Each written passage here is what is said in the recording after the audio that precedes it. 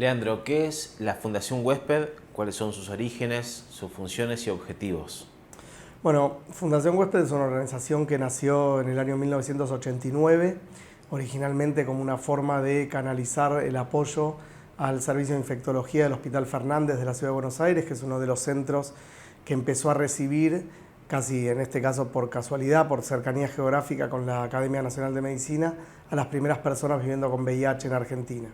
Para el año 88-89 empezó a haber familias que se acercaban y que querían colaborar con el servicio de infectología. En ese momento la cooperadora del hospital tenía algunos temas administrativos y se decidió crear un ente que pudiera recibir esas donaciones y volcarlo al hospital. Al muy poquito tiempo, Roberto Jauregui, que fue la primera persona viviendo con VIH en Argentina que hizo pública su condición, se convirtió en el coordinador de Fundación Huésped y entonces ahí empezó como a trascender la esfera más pública en un momento muy mediático de la epidemia de VIH. Entonces, al poco tiempo ya estábamos aún funcionando legalmente, físicamente en el altillo de un centro médico, que se había creado un año antes, un centro médico privado, se llama Huésped, entonces Fundación Huésped. No hubo mucha planificación estratégica ni mucho de eso, pero al poco tiempo entonces tenías un tema de salud muy mediático, tenías la visión más médica que imprimía Pedro Can como jefe de infectología del Fernández y fundador de Fundación Huésped, y Roberto como la voz de las personas y de las comunidades. Entonces empezabas a tener a Huésped en distintos lugares. Hay un segundo hito muy importante en el año 92, que es la primera campaña del Consejo Publicitario Argentino sobre VIH, que hace con Fundación Huésped en tanto asesoramiento de contenidos y la recepción de los llamados. Eso da lugar al inicio de nuestros servicios de atención telefónica. Luego en el 94, lamentablemente, Roberto fallece. La historia del VIH tiene un antes y un después del año 96-97 con los tratamientos antivirales de larga, digamos, los tratamientos combinados, el cóctel de drogas, como se lo conoce, pero hasta ese momento era una infección mortal. Roberto se muere en enero del 94 y en ese momento se decide la construcción y donación al Hospital Fernández del pabellón de infectología, que fue una obra que se hizo con fondos que reunió Fundación Huésped y que se donó al gobierno de la Ciudad de Buenos Aires, por entonces la municipalidad de la ciudad, y se inauguró el 1 de diciembre de ese año. Ese fue como un segundo granito, pues sigue siendo la donación más importante del sector público no estatal al sector público en lo relativo al VIH. Y luego para el año 96-97 se acerca una familia que había perdido un integrante en Francia por enfermedades vinculadas al SIDA y que quería hacer una donación importante, y con ese dinero se compra la sede, lo que hasta el día de hoy es la sede de Fundación Huésped, que es una vieja casona ahí en el barrio de Almagro, y eso permitió sistematizar algunos de los servicios que la Fundación ya venía dando. Tanto desde lo que tenía que ver con la asistencia legal, un grupo de abogados que atendía y atiende gratuitamente consultas vinculadas a discriminación, a demoras o fallas en la entrega de medicación, a discriminación en el ámbito laboral.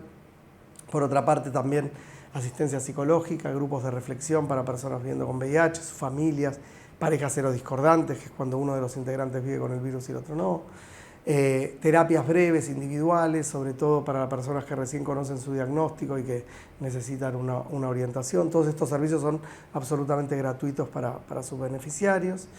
Y también empieza a convertirse Huésped en un centro de investigación clínica que empieza a ser uno de los lugares donde empieza a probarse estas nuevas medicaciones que estaban apareciendo y que para mediados de los 2000 ya realmente cambian la historia natural de la infección, y entonces empezamos a hablar ya de una infección crónica y no mortal para aquellas personas que conocen que tienen el virus, que acceden a los tratamientos y que pueden sostener los tratamientos.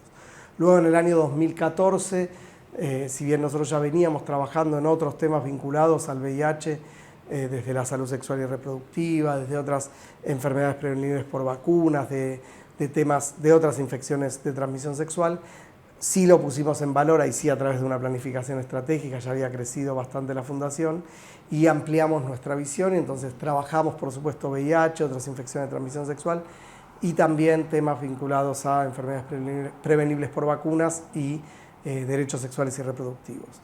No vendemos servicios, no es que tenés una obra social o una prepaga o no tenés nada y te atendés acá, sino que damos servicios sí gratuitos de prueba de VIH, de sífilis, eventualmente de algunas infecciones de transmisión sexual, estos servicios gratuitos de asistencia legal, asistencia psicológica que te comentaba, un servicio de asistencia psicológica, telefónica, o por redes sociales, de atención directa para personas que necesitan algún tipo de asesoramiento en nuestros temas, investigación clínica, investigación epidemiológica, investigación social y mucho trabajo en territorio. Esto empezó después, sobre todo, de la crisis de 2001 y se sostiene con un trabajo con las comunidades en distintos lugares del país, específicamente o especialmente en el Gran Buenos Aires. La Fundación Huésped es referente en cuanto a la problemática del VIH. ¿Cómo está en nuestro país a nivel mundial en cuanto a las estadísticas? Bueno, el VIH tiene una serie de paradojas, ¿no? En el mundo, 33 millones de personas viven con el virus y 1,5 millones se siguen infectando cada año de una infección prevenible. Y más de 500 mil de personas muere cada año de una infección tratable. Todavía, si bien se ha mejorado muchísimo, hay 10 millones de personas viviendo con VIH en el mundo que no acceden a la medicación.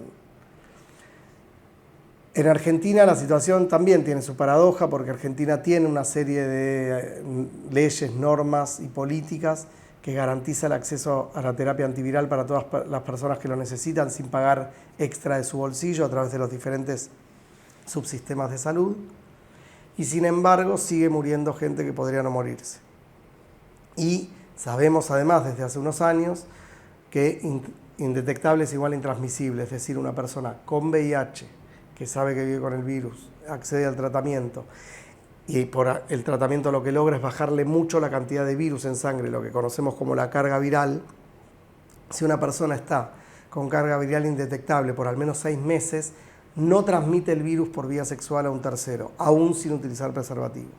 De esa forma el mundo se planifica controlar la epidemia. Entonces, en Argentina deberíamos empezar a tener una caída más drástica en la cantidad de nuevos casos. Todavía no lo vemos. ¿Por qué? Porque todavía al menos 1 de cada 3 nuevos diagnósticos se dan en personas con enfermedad avanzada, ¿no? Un diagnóstico tardío, es decir, no es que una persona que se siente bien va a alguno de los cientos de lugares que hacen el testeo gratuito y se entera que vive con el virus, entonces accede al cuidado de su salud y a los tratamientos, sino que 1 de cada 3 nuevos diagnósticos se dan en personas que están por ahí ya internadas por alguna infección oportunista, por alguna enfermedad vinculada al SIDA, y entre la batería de test para entender qué pasa con esa persona que tiene una fiebre muy alta que no se logra bajar, etcétera, ahí aparece el VIH. Entonces, eso lo que hace es que esa persona por ahí estuvo durante años sin saberlo, involuntariamente, transmitiendo la infección, y además tiene menos posibilidades porque ya no es solamente que los tratamientos tienen que controlar el VIH, sino que además hay que controlar ese tipo de cáncer, esa cardiopatía, esa enfermedad que apareció producto del deterioro en el sistema inmunológico. En cuanto a la salud sexual y reproductiva, ¿qué importancia tiene la educación sexual integral en los colegios para la educación y concientización de niños, niñas y adolescentes en el tema? Bueno, a ver, la sexualidad nos atraviesa a todos y todas desde que nacemos hasta que nos morimos. Entonces, no tener educación sexual en las escuelas es algo que conocemos por los siglos. Desde que existen las escuelas en Argentina hasta hace 17 años no había una ley de educación sexual integral. Y sin embargo, sí había abusos sexuales en la infancia, bullying homofóbico, embarazos no intencionales en la adolescencia, infecciones de transmisión sexual, discriminación por distintos tipos. Lo que viene la ESI es ordenar eso.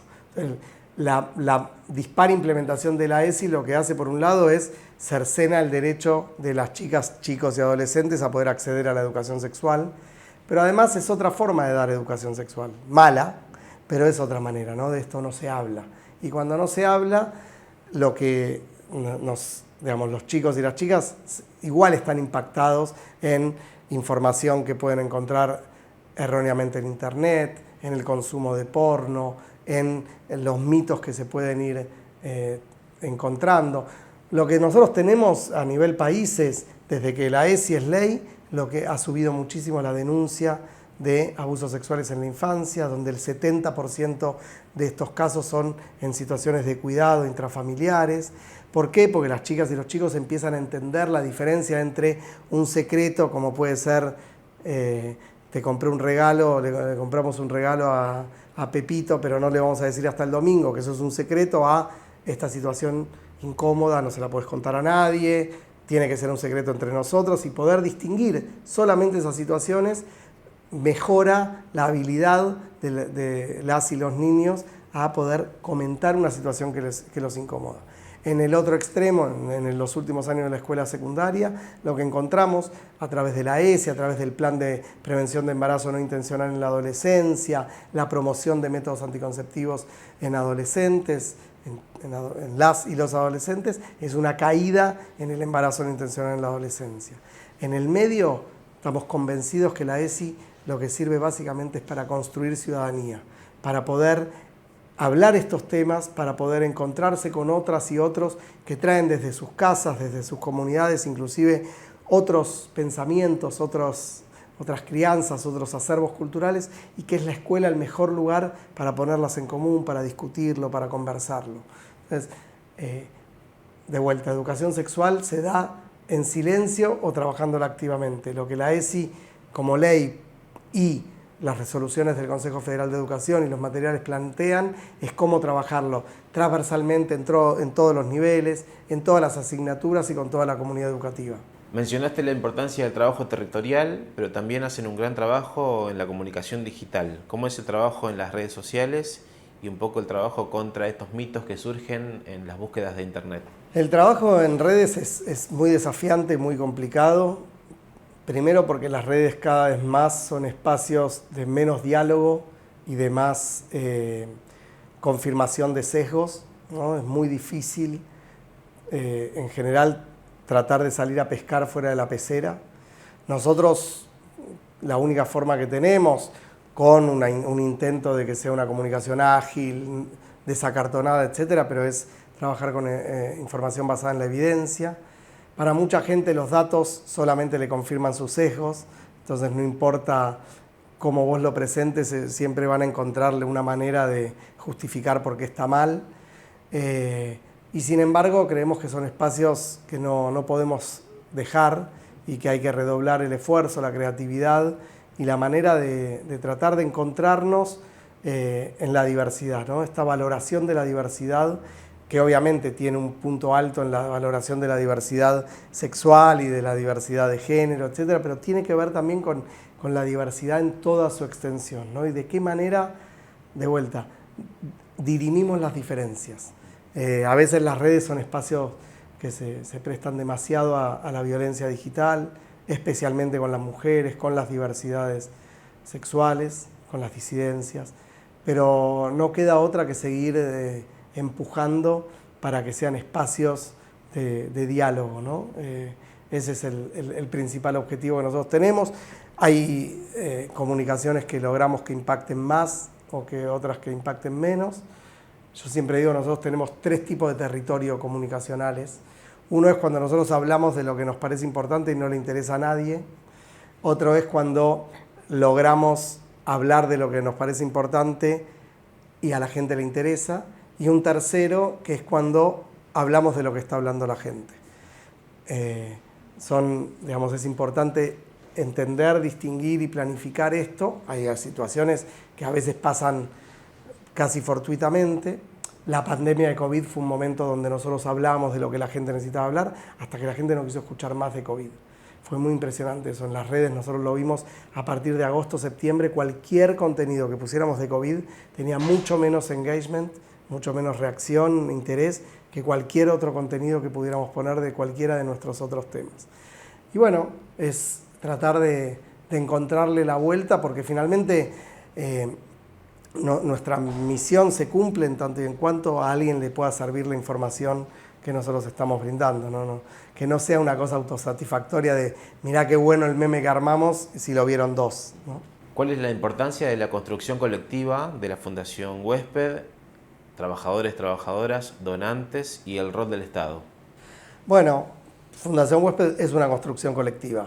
Desde el día 1, nosotros desde hace varios años venimos trabajando también muy fuertemente al interno de la cultura organizacional, de la marca empleadora, y nos parecía, entre otras cosas, que teníamos, y eso fuimos trabajando, de ir avanzando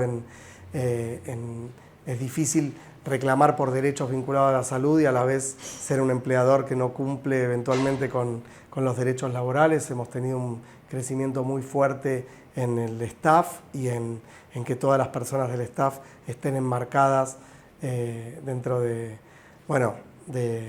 convenio colectivo, de ser empleados en relación de dependencia. Es complejo para las organizaciones porque no hay ningún estatus especial, y bueno, tiene que ver con el marco legal y fiscal de las organizaciones del tercer sector, que yo lo escucho desde que tengo 20 años y supongo que lo voy a seguir escuchando por los próximos 20, pero sí estamos convencidos del esfuerzo para eso, y del mismo modo ser muy transparentes en de dónde se financia la fundación y cómo invierte sus fondos. Nosotros tenemos una sección de transparencia en la web donde están directamente colgados los memorias y balances y un resumen de ingreso y destino de los fondos. La fundación se financia, en este momento tenemos más de 25.000 personas que donan un monto mensual con su tarjeta de crédito.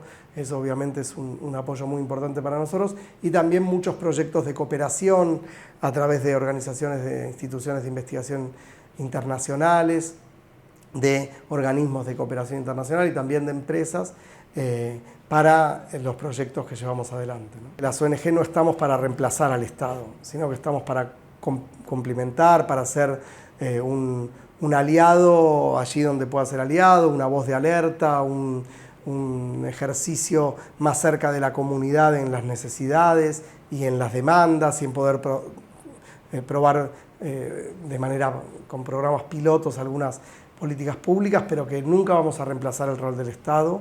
Y en ese sentido hemos a lo largo de los años tenido diferentes tipos de vinculación, en general nunca desde lo económico. Si vos ves, están todos publicados en la web los balances institucionales, el Estado no es un financiador para nosotros, sí es un articulador, porque estamos muy convencidos del rol que tiene el Estado en garantizar el acceso a la salud.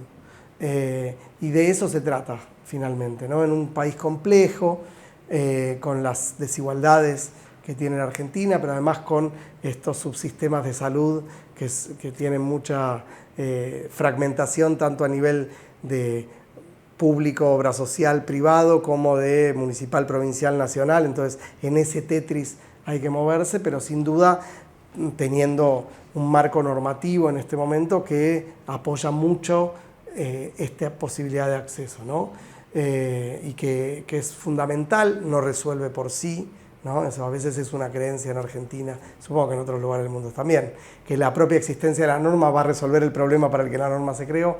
Obviamente después vienen las políticas públicas, la implementación, el presupuesto, etcétera, y ahí es donde sin dudas todavía tenemos que seguir trabajando, ¿no? ¿Cuáles son los objetivos para este 2024 que nos espera?